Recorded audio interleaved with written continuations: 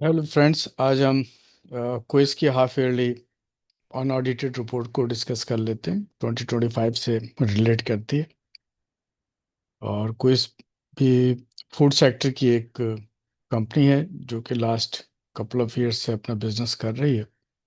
और बहुत सी common products इसकी मार्केट में सेल होती हैं। उसके प्रॉफिट लॉस स्टेटमेंट को देखते हैं कि उसकी क्या पोजीशन है।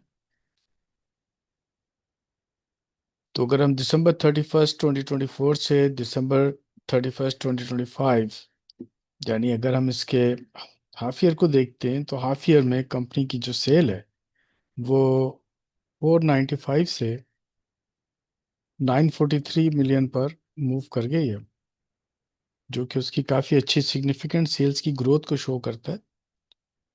इसी तरह अगर हम उसके क्वार्टर को देखते हैं, तो क्वार्टर में भी उसकी सेल जो है वो 216 मिलियन से 517 मिलियन पर मूव कर गई। तो इन टर्म्स ऑफ सेल्स अगर हम चेक करते हैं, तो क्विज फूड्स हमें इम्प्रूवमेंट शो कर रहा है। और उसकी जो ग्रोथ है मार्केट के अंदर वो अच्छी जा रही है। लेकिन अगर मैं सेल्स के साथ उसकी कॉस्ट को देखता हूँ, तो कॉस्ट भी उसकी हायर साइड पर है। इसका मतलब ये कि 408 मिलियन से वो 795 मिलियन, यानी ऑलमोस्ट आप कह लीजिए कि उसकी जो कॉस्ट है वो डबल साइड के ऊपर मूव कर रही है। और अगर क्वार्टर में भी आप देखेंगे, तो क्वार्टर में भी 182 मिलियन से 452 मिलियन पर उसकी कॉस्ट जो मूव कर गई। इसका मतलब ये कि इन्फ्लेशन का और बाइंग पावर का नेगेटिव इम्पैक्ट जो है वो कंपनी पर आ रहा है। और कंपनी की जो सेल्स की ग्रोथ है वो एज सच प्रॉफिट में ट्रांसलेट नहीं हो रही, लेकिन क्वार्टर वाइज उसका प्रॉफिट पे भी अच्छा है। और 34 मिलियन से इस वक्त उसका जो प्रॉफिट है ऑन ऑडिटेड रिपोर्ट में वो 65 मिलियन पर मूव करके। तो अगर हम कोई इसके क्वार्टर की रिपोर्ट को देखते हैं, तो हम कह सकते हैं कि कंपनी की मार्केट के अंदर सेल्स, उसकी ग्रोथ, उसकी एक्सपोर्ट, इन चीज़ों के अंदर इम्प्रूवमेंट है। और कंपनी मार्केट में सस्टेन करने में कामयाब हो रही है।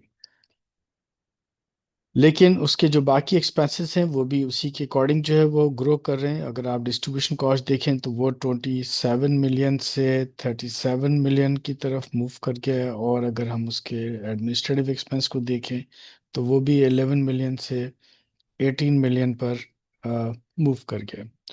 ओवरऑल अगर मैं उसकी प्रॉफिट लॉस स्टेटमेंट को देखता हूँ, तो कंपनी जो कि पहले 0.07 पैसा लॉस में थी, वो अपनी एफर्ट से और अपनी सेल की ग्रोथ से वो लॉस से निकलने में कामयाब हो गई। और इस वक्त 0.03 पैसा अनऑडिटेड रिपोर्ट के अंदर प्रॉफिट को उन्होंने शो किया है, जो कि कंपनी की एक अच्छी प्रोग्रेस को जो है वो शो कर रहा है। तो in terms of profit, in terms of sales, in terms of management, company जो है वो अपने प्रॉफिट लॉस स्टेटमेंट से शो कर रही है कि कंपनी एफर्ट कर रही। और कंपनी की जो एनालिसिस है वो उसके पोटेंशियल को शो कर रही है।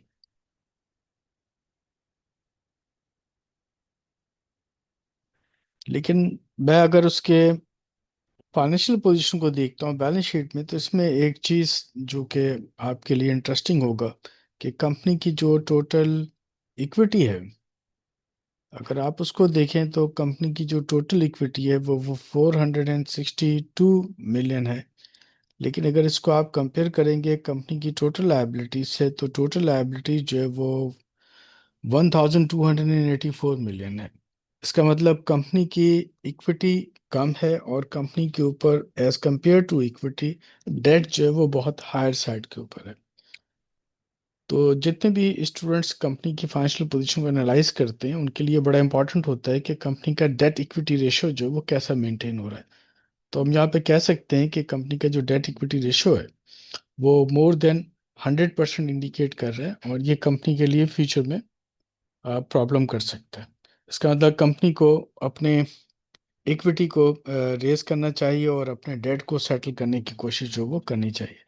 तो लेट्स ही देखते हैं कि कंपनी अपने नेक्स्ट क्वार्टर में और अपने ईयर एंड तक अपनी पोजीशन को कैसे मेंटेन करने में कामयाब होती है।